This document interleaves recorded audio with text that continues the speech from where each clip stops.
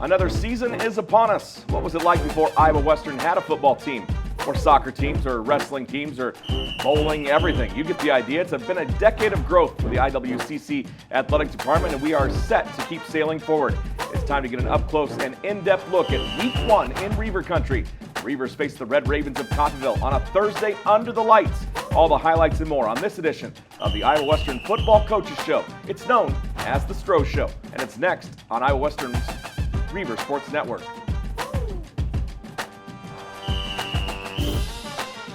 From the studios of IWTV in Council Bluffs, it's episode 1, season 11 of the Stroh Show. I'm Jake Ryan, along with the head coach of the Iowa Western Reaver football team, Mr. Scott Strohmeyer. It's kind of Netflix sounding, isn't it? Season 11, episode 1. For sure it is, but it's not Netflix. No, not at all. In fact, it's better than Yes. Netflix. So, Coach, you barely know your own team going into week 1 of play. How do you get ready for a team that you know is going to try to change things up on you while getting your team ready with only 3 weeks to prepare? Yeah, I mean, it's obviously a challenge. I think, knowing a little bit about some of their coaches, we had an idea of what they were going to, some of the schemes they were going to run. But, they're always changing, and you don't know their personnel. So you really just got to focus on your end, and you got to make some in-game adjustments.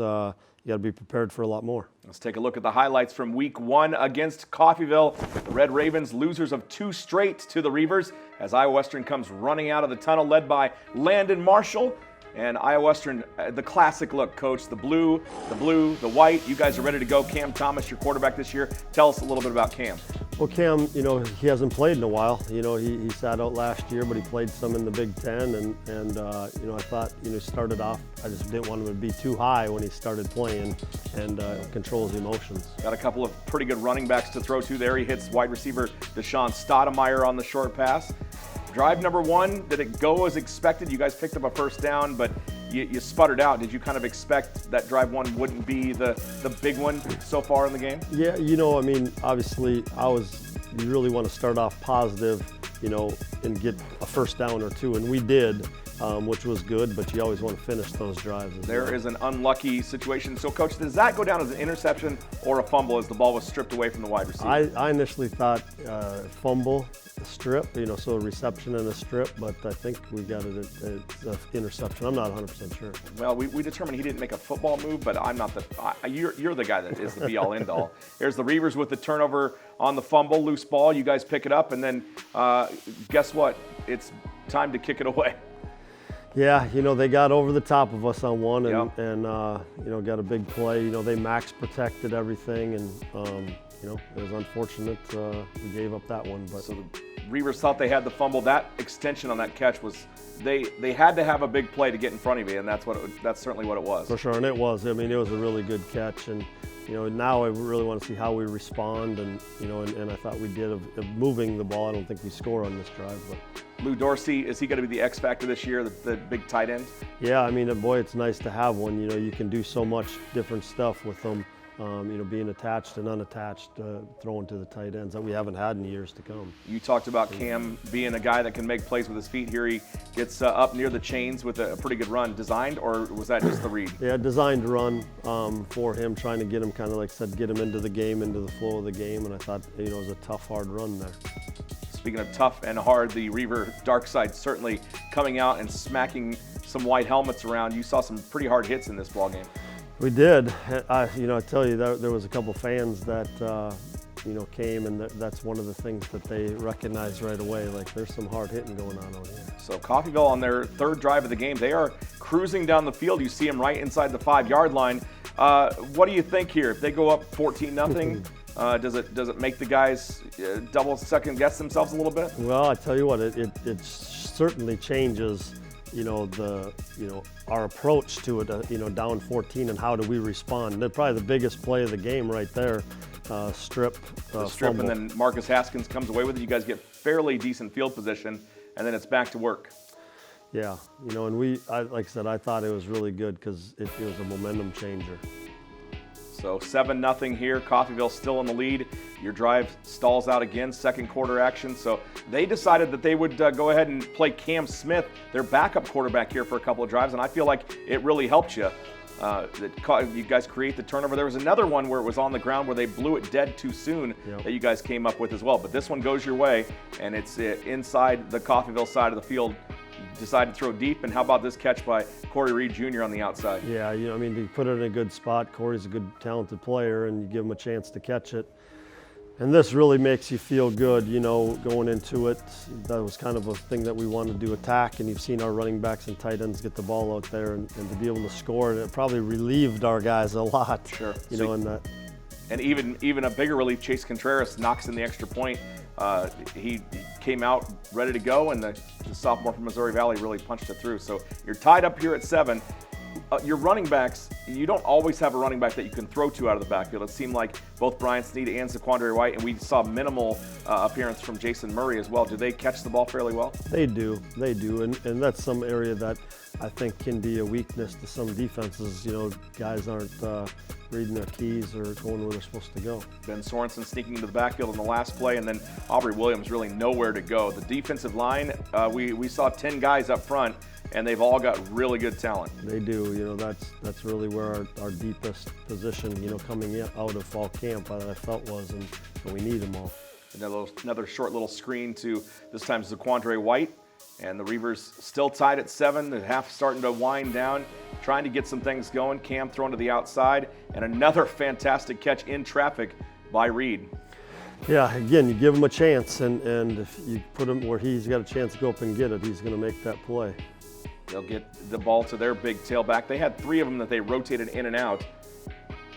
Just really couldn't get anything going on the running game side, and it really forced that passing game to get going. I think it helped you guys out later in this ball game. Yeah, and you knew. I mean, they're max pro and their protection, and you're giving them time to throw the football, and they're getting some gains there. But we had really tight splits. They were, and it was tough to generate pressure with our front 4. Last second field goal, no good. So you go into the half tied at 7. So it's a tight one at the stadium. What were you thinking through 30 minutes? Well, I thought we shot ourselves in the foot offensively a lot with penalties, and we gave up the one big play, but I thought our defense played fairly well. We really had to make some adjustments, but part of it we were trying to feel with how they were attacking us too, and what adjustments we can make, learning our players and how many adjustments we can make before we get into halftime. But at halftime, we knew it was going to be 60 minutes. I told them they're going to be ready to go, and I don't think we came out flat, but we just had too many mistakes, game 1 mistakes. Sure. Even at the break, let's see if the halftime adjustments pay off with the second half highlights. They're here when we return. You've got the Coach Stroh Show on Iowa Western Television's Reaver Sports Network.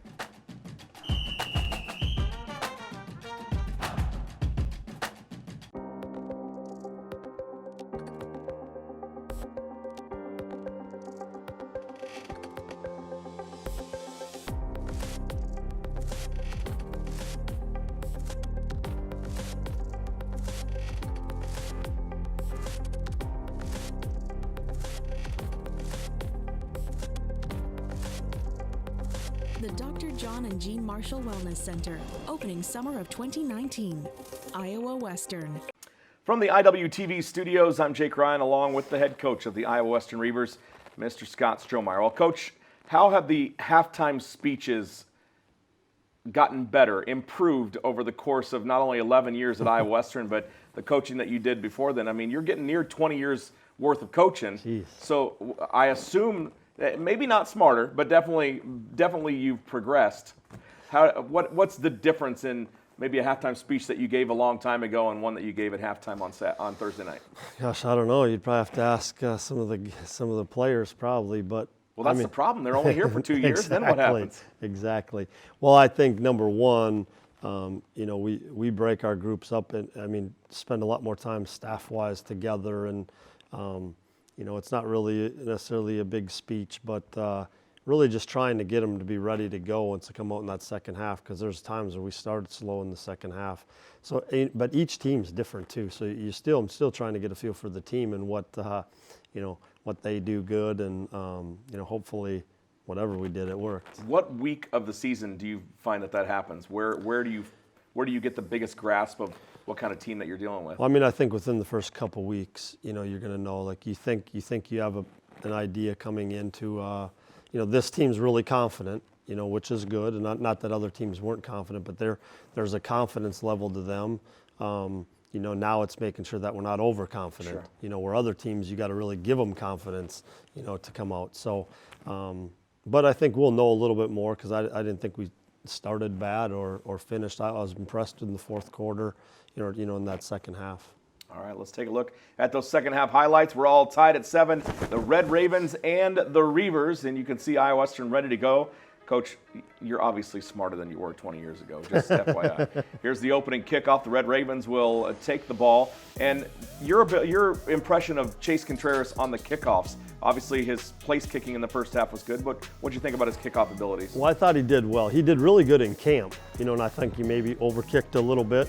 His legs getting a little bit tired, and he kicked one out of bounds, which I think kind of led him to not be as aggressive. But he had really good camp, and he can kick it. Saw a nice tackle by Perrion Winfrey as he starts the second half, and then a long run for Coffeyville. Will they get it going? Well, guess what? Pressure on the quarterback coming, and this ball overthrown. 3 Reavers in the area, but it's going to lead to a punt for the Red Ravens of Coffeyville. By this time, you guys are ready to take the lead. How about nice catch down low by Zion, but the fearless guy, is he a fearless guy like we saw last year with Michael Zachary or maybe Wes Smith in the past? I don't know if we have anybody like those guys, but Zion didn't really have that's what he does. He's a good return guy. Strong run by Brian Sneed. Now a quick pass outside. Lou Dorsey, tall tight end, got a little bit too low to the ground, lost his balance, falls down, and then how about this big rip from Brian Sneed? What a run from number 1. Well, I'll tell you what, we go against in camp all camp long against our D line, and there wasn't a lot of big holes, and so when you can see what type of playmaking ability or speed that he has, if you give him a room. Running for daylight. There's the extra point. 14-7 at this point. Finally a Reaver lead, so 14 unanswered. Coffeyville will try to make something happen, but here's the kick that you were talking about with Contreras putting it out of bounds. So they've got pretty good field possession at the 35, and guess what? It doesn't matter. The Reavers are coming after him. The performance in the second half by the D-line. There you see Fitzroy Gardner for the first time in the game, a couple of other big boys, and then this ball gets on the ground, and the Reavers finally pick it up. There's Fitzroy again. Ben Sorensen was back there. You can pretty much just go at will with those 10 guys just on the rotation. Well, I'll tell you what, that first drive of the second half, then offense scoring, and then the defensive line again creating one. That's the difference in the second half. Cam Thomas gets you inside the 10 and then hand off to Zaquandre White. He punches it in, good balance, and then good push across the goal line. And all of a sudden it goes from 7-7, now it's 20-7 with the extra point coming up from Contreras. Yeah, to set the tone in that second half, that's huge. And I thought that we were going to wear them down a little bit too. We weren't getting the pressure in the first half, but that over the course of the second half, I felt we were going to get to them. So Contreras puts this one to the 5. Again, the return unit from Coffeyville had plenty of work in the second half. Great job by the special teams of the Reavers, though. I thought our kickoff coverage was really good. Guys that played with a high motor. I believe I called Perrion Winfrey the boogeyman that time because Aubrey Williams turned around and there he was coming after him. And when you see number 97 coming after you, that's a time to. They wore white pants that day. Maybe not the best choice. Yeah, for sure. I'm telling you, and then right there, I seen Dom get cut down. He jumps up, and we got him rattled a little bit now. Yeah, certainly rattled. How about a snap over the head of the punter?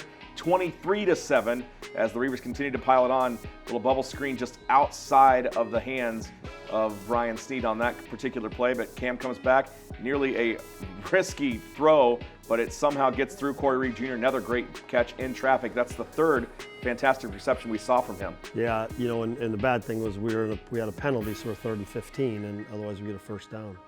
Nice run from Coffeyville to start their drive off. What do you think of these digital down markers? Well, it seemed to be good from the sidelines. I don't know what the. I feel like at some points they were a yard off just because they were set at the wrong spot, based on what we were computing, where they needed to get, where you were at, and so and not only that, but they have a setting on them. You can turn them down. You saw in that picture a moment ago that they were a little bright for the cameras, but you can turn those down at night. Yeah. We won't have to worry about that for the rest of the season. Nope, we're all day from here on out. Coffeyville trying to get something going. Guess what? There's Dom again. Devin Drew getting in the mix. Yeah, they're relentless, that group. And there's another near interception for the Reaver Dark Side. defense played lights out the entire game. They allowed 7 points in the first half, and when it comes down to it, 7 points in the second half, and the offense got going because of that. And that's kind of been the story of the Reavers over the course of the season. They get a strong defensive performance, and the offense is able to catch up with themselves. For sure, and it generally takes us a little bit, offensively as well, just because there are so many new faces on this group that's never played football together before. Nice strike from Zion to get you, from Cam to get you inside the 10, and then you have to settle for a field goal. The first kick, no good, but guess what? Penalty. Contreras gets a chance to do it again, and he punches it right through.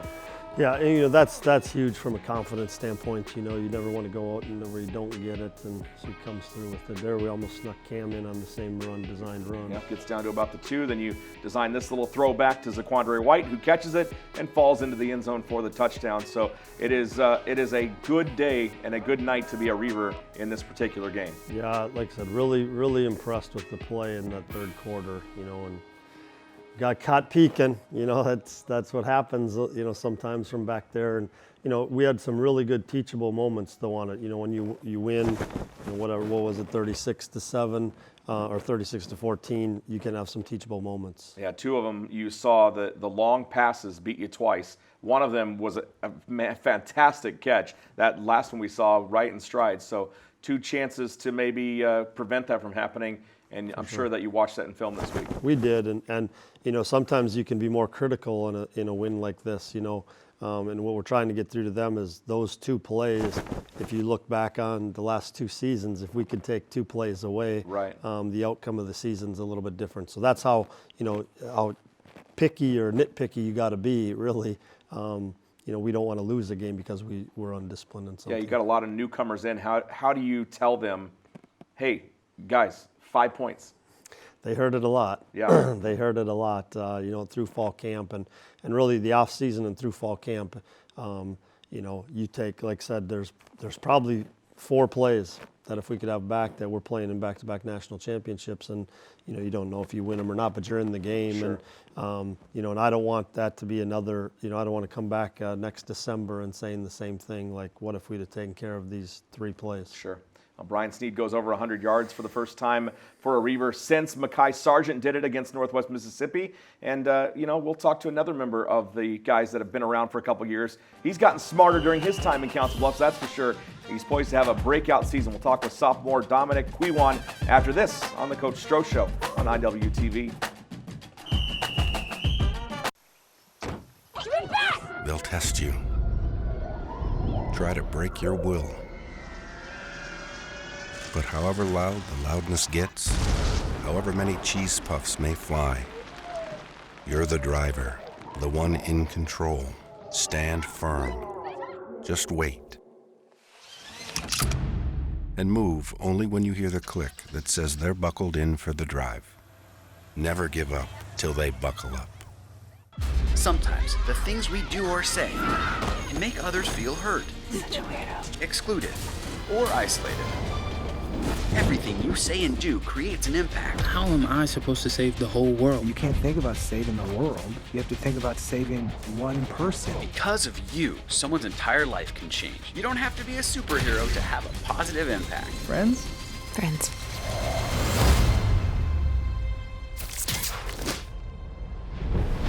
From the studios of Iowa Western Television, this is the Coach Stroh Show. I'm Jake Ryan, joined now by number 33 on the field, number 1 and assistant coach Aaron Terry's Heart, Mr. Dominic Kwiwan.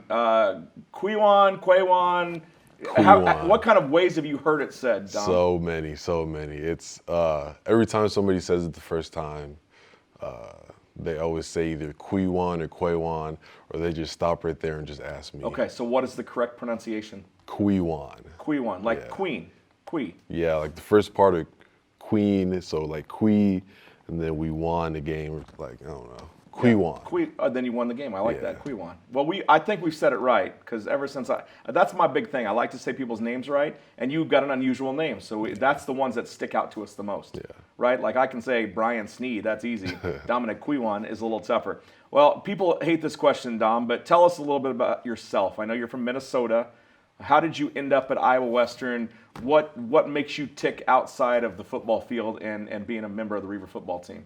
Well, yeah, I am from Minneapolis, Minnesota, but I actually wasn't even born there. I was born in Ivory Coast, Okay. in West Africa. Okay. I came here as a very young child with my mother, Okay. and we just kind of been living here for a while now. Went to high school, didn't have the best grades at first because I didn't really know the ups and downs of college football and how to get into college and stuff like that. So just went through high school just doing anything. And it was last minute, I was actually gonna stop playing football.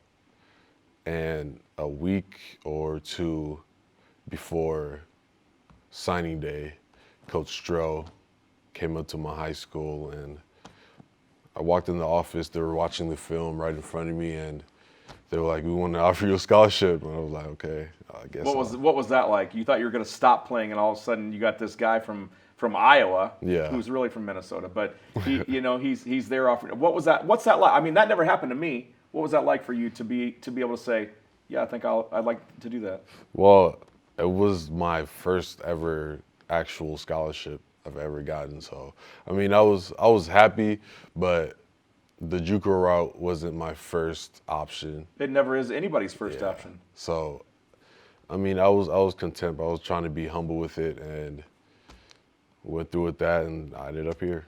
Okay. So you played your freshman year. You sat out last year to get your academics in line, and now you are set to graduate in December. Yeah. So ultimately, you'd like to continue playing football, correct? Yes. So is there anywhere that you've gotten an offer from that you're leaning towards right now, or is this you're going to let the season play out and decide in December? I'm gonna let the season play out, Okay. decide in December. Don't really want to really give anybody any hints or You don't have like a top 20? nah. I don't have 20 hours. Well, let's talk about you. You said your mom came with you from the Ivory Coast. What was that like for her? Obviously, she's a hardworking lady because she's managed to raise her family and get you going. So what things does she do that you look at and admire about her that you want to continue to get your grades and get your college degree and play football and maybe make a little money down the line? Well, she has very many great qualities that I really appreciate because it's turned me into the person I was today. She's always pushed me from when I was super young. She was always working and going the extra mile to kind of put a roof over me and my siblings' heads. So, I mean, there's a lot of things I could say about her, but she's a great woman overall. Just like to be able to help her out someday. Yeah, for So sure. has she been able to make it down to any games? No, not yet. She should be making one trip down this year. But Okay, that's the game that you're gonna have a pick six. You're gonna rumble with Yeah. a fumble recovery. Something like Maybe that. coach will put you in as running back that game so you can get that touchdown. Yeah. All right, what's your impression of this season's team? Obviously, you've been in Reaver Country for a couple years now. You know what it was like. You know what 5 points means over the last 2 seasons. How do you feel about this team through 1 week of play so far? Well, obviously, the first game we had to get some jitters out because first half we were not ready. So for the rest of the season, I feel like if we just stay focused throughout the whole game and don't lose faith, we could definitely win a national championship. All right, big goals for this season. Yeah. Big goals for the future. Good luck wherever you end up, and good luck the rest of the season. Thank you. Dom Kwiwan, we're happy to have him. We will be back with Coach Stroh to wrap up this edition of the Coach Stroh Show right after this on the Reaver Sports Network.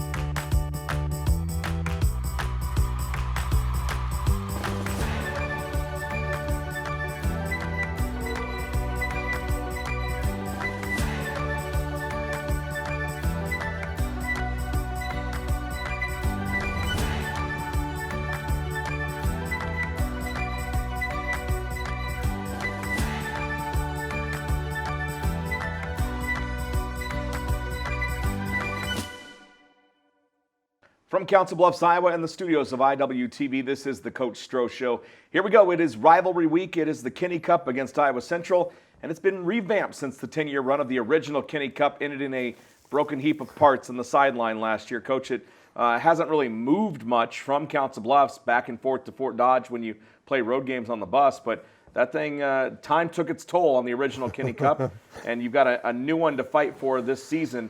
It hasn't spent much time in Fort Dodge. I'm sure you'd like to keep it that way. They would like nothing more than to make sure it stays in Fort Dodge this season.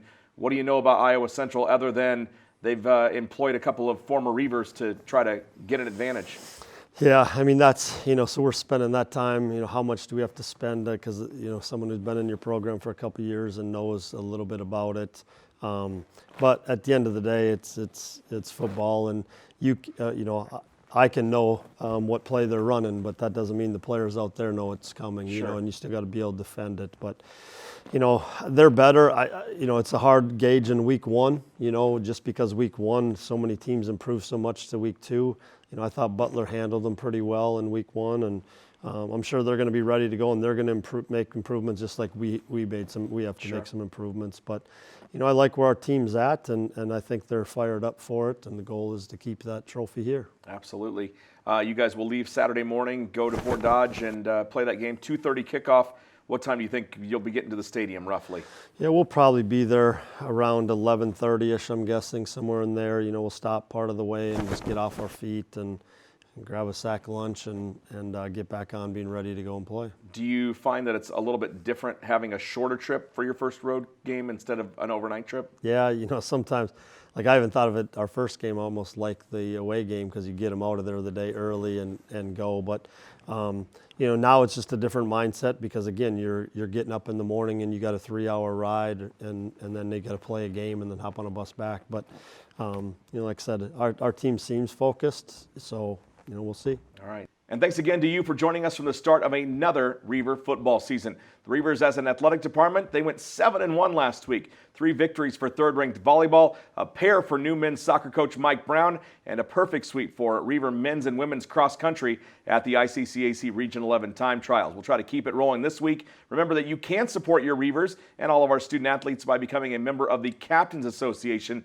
For more info, make sure you log on to GoReavers.com. There you can also get info on schedules, photos, recaps, and more. And keep up with the teams individually by following them on the various social media platforms. Our main account is, of course, at GoReavers. For sophomore defensive lineman Dominic Quiwan and Reaver football head coach Scott Strohmeyer, I'm Jake Ryan. This has been the Stroh Show on Iowa Western Television, part of the Reaver Sports Network.